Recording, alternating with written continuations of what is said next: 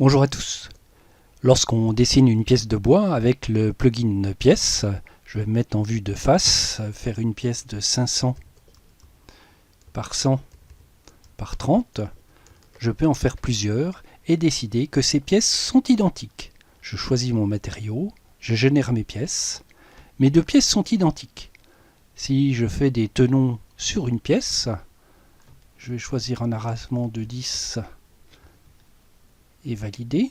Je vais faire un tenon ici et un tenon là. Mes deux pièces étant identiques, elles se sont modifiées ensemble.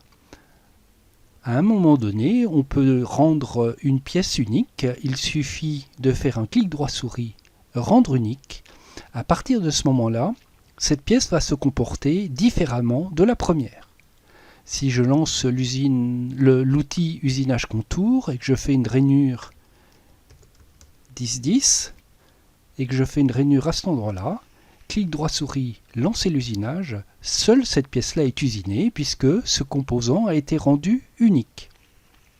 Il y a une fonctionnalité dans les extensions VMSUP qui va permettre de rendre une pièce identique à une précédente. Il suffit de cliquer cette pièce-là, soit de faire un clic droit souris et de rendre identique, soit de cliquer le petit icône ici. Ensuite, en indiquant une pièce, il suffit de la cliquer. J'ai à présent deux composants identiques. Le second composant est devenu identique au premier. J'ai annulé l'opération, cette pièce-là est unique. Je vais la dupliquer. J'ai donc deux pièces identiques. Je vais sélectionner cette première pièce-là, faire rendre identique à celle-ci. Seule la pièce sélectionnée a changé.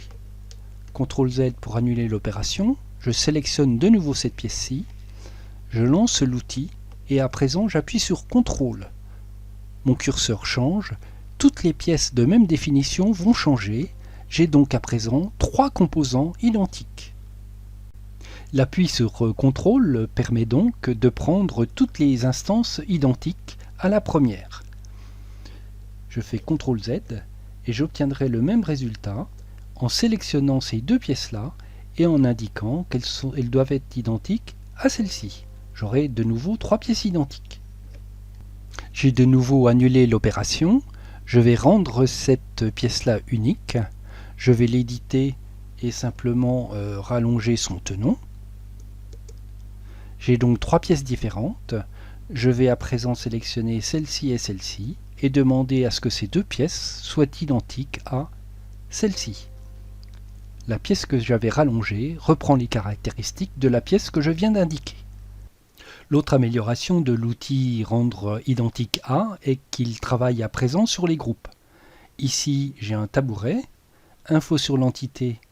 Il s'agit d'un tabouret et c'est un groupe. C'est un ensemble de pièces de bois, donc de composants. Ici, j'ai un autre groupe qui est une chaise.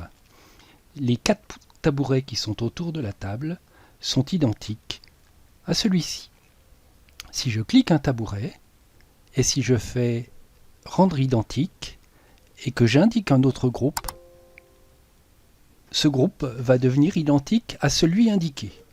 Si je fais CTRL Z pour annuler, je vais recliquer ce tabouret-là, relancer la commande et appuyer sur la touche CTRL.